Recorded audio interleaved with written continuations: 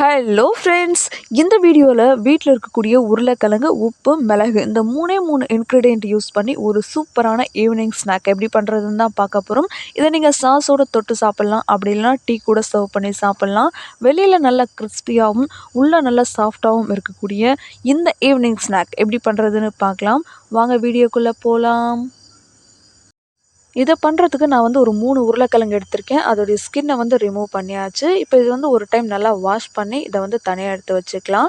அடுத்ததாக இதை ஒரு பாத்திரத்தில் ஆட் பண்ணிவிட்டு இதை நம்ம பாயில் பண்ணிக்க போகிறோம். பட் இதை 100% நம்ம வேக வைக்கக்கூடாது. ஒரு 50% இதை வேக வச்சோம் அப்படின்னா போதும். ஒரு 5 மினிட்ஸ் வெந்ததுன்னா 50% இது குக் ஆகிடும். இப்போ ஒரு 5 மினிட்ஸ் நல்லா வெந்ததும் இதை வேறு ஒரு பவுலுக்கு நம்ம மாற்றிக்கலாம். மாற்றிட்டு இதை கொஞ்ச நேரம் அப்படியே நல்லா ஆற வச்சுக்கலாம். இது நல்லா ஆறட்டும். கம்ப்ளீட்டாக இது ஆறணும். இப்போ பாருங்கள், இது நல்லா கம்ப்ளீட்டாக ஆறிடுச்சு. இப்போ இதை ஒரு கிரேட்டர் வச்சு நம்ம நல்லா துருவி எடுத்துக்கலாம். பாருங்கள், நல்லா இந்த மாதிரி துருவி எடுத்துக்கணும். நம்ம உருளைக்கிழங்கு 50% குக் பண்ணி கிரேட் பண்ணுறப்ப தான் இந்த மாதிரி நமக்கு துருவறதுக்கு வரும். ஒருவேளை ஃபுல்லாக நம்ம பாயில் பண்ணிட்டோம் அப்படின்னா அது ஒரு மாதிரி மாவு மாதிரி தான் வரும். இந்த மாதிரி துருவறதுக்கு வராது. பாருங்கள், இது கொஞ்சம் கையில் ஒட்டுற மாதிரியும் இருக்குது. அதே நேரத்தில் நம்ம கையில் இப்படி பிரித்து பார்க்குறப்போ பிரிஞ்சு போகிற மாதிரியும் இருக்குது. ஸோ இந்த மாதிரி கன்சிஸ்டன்சியில் நம்ம வேக வச்சு எடுத்துக்கணும். அப்போ தான் இந்த ஸ்நாக்ஸ் பண்ணுறதுக்கு கரெக்டாக இருக்கும். இது சரியான பதம். ஸோ இப்போ இதை நம்ம ரெடியாக இருக்க நம்ம ஸ்நாக்ஸ் பண்ணுறதுக்கு ஸ்டார்ட் பண்ணிடலாம். பாருங்கள், கையில் இந்த மாதிரி நம்ம லைட்டாக உருட்டுறப்போ கொஞ்சம் கரெக்டாக உருட்டுறதுக்கு வருது. இந்த இது மாதிரி தான் இருக்கணும். இப்போ நம்ம ஸ்நாக்ஸ் பண்ணுறதுக்கு ஸ்டார்ட் பண்ணிடலாம். ஸ்நாக்ஸ் பண்ணுறதுக்கு துருவின அந்த உருளைக்கிழங்கு கூட ஒரு 3/4 டேபிள் ஸ்பூன் அளவுக்கு பெப்பர் ஆட் பண்ணிக்கலாம். இது கூடவே 1/2 டேபிள் ஸ்பூனுக்கும் கம்மியாக சால்ட் ஆட் பண்ணிக்கலாம். அடுத்ததாக நம்ம சேர்த்துருக்கக்கூடிய அந்த உப்பு, மிளகு ரெண்டுமே இந்த உருளைக்கிழங்கு கூட நல்லா பைண்ட் ஆகிற மாதிரி இதை நம்ம நல்லா கலந்து விட்டுக்கணும். இது எல்லாமே ஈவனாக எல்லா இடத்துலையும் ஸ்ப்ரெட் ஆகணும். இந்த உப்பும் மிளகும் இந்த உருளைக்கிழங்கு கூட நல்லா ஈவனாக ஸ்ப்ரெட் ஆகணும். அது மாதிரி இதை நம்ம நல்லா கலந்து விடணும். இதை நல்லா இந்த மாதிரி கலந்து விட்டதுக்கப்புறமா நம்ம பொட்டேட்டோ பைட்ஸ் மேக் பண்ணிக்கலாம். அதுக்காக இதிலிருந்து கொஞ்சமாக உருளைக்கிழங்கு எடுத்து நம்ம நமக்கு பிடிச்ச ஷேப்பில் இதை மேக் பண்ணி எடுத்துக்கலாம். ரவுண்ட் ஷேப், சிலிண்டர் ஷேப் அந்த மாதிரி நமக்கு எந்த ஷேப்பில் பிடிச்சிருக்கோ அந்த மாதிரி மேக் பண்ணி எடுத்துக்கலாம். நான் இன்றைக்கி ரவுண்டாக தான் இதை நான் மேக் பண்ண போகிறேன். அதுக்காக கொஞ்சமாக உருளைக்கிழங்கு எடுத்து நம்ம உள்ளங்கையில் இதை வச்சு கொஞ்சம் இது பண்ணோம் அப்படின்னா ரவுண்ட் ஷேப் பண்ணோம் அப்படின்னா இதை ரவுண்ட் ஷேப் வந்துடும்.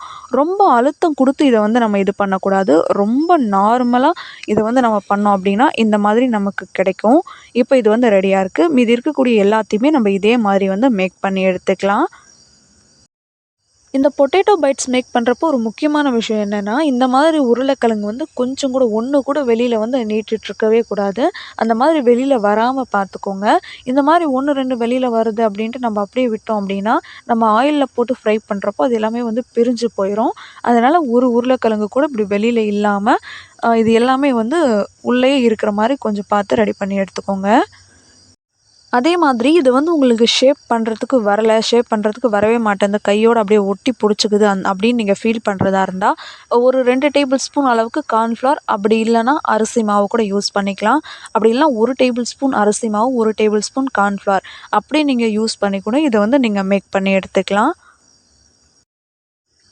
பாருங்கள், நம்ம மேக் பண்ணி வச்ச பொட்டேட்டோ பைட்ஸ் எல்லாமே ரெடியாக இருக்குது. அடுத்ததாக இதை நம்ம ஃப்ரை பண்ணிட்டா போதும். ஸோ இப்போ நம்ம ஃப்ரை பண்ண ஸ்டார்ட் பண்ணிடலாம். இப்போ எண்ணெய் நல்லா சூடாக இருக்குது. ஸ்டவ்வை மீடியம் ஃப்ளேமில் வச்சுட்டு நம்ம ரெடி பண்ணி வச்சுருக்கக்கூடிய பொட்டேட்டோ பைட்ஸ் எல்லாத்தையுமே இதோட ஆட் பண்ணிக்கலாம். இதை நம்ம ஃப்ரை பண்ணி முடிக்கிற வரைக்கும் ஸ்டவ் மீடியம் ஃப்ளேம்லேயே இருக்கட்டும். லோ ஃப்ளேம்லேயோ இல்லை ஹை ஃப்ளேம்லேயோ வைக்க வேண்டாம். மீடியம் ஃப்ளேமில் இருக்கிறப்பயே இதை நம்ம ஃப்ரை பண்ணிக்க போகிறோம். இப்போ நம்ம பொட்டேட்டோ பைட்ஸ் எல்லாத்தையுமே இதோட ஆட் பண்ணிக்கலாம்.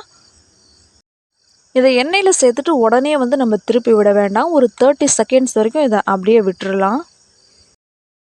ஒரு 30 செகண்ட்ஸ்க்கு அப்புறமா இதை நம்ம திருப்பி விட்டுக்கலாம்.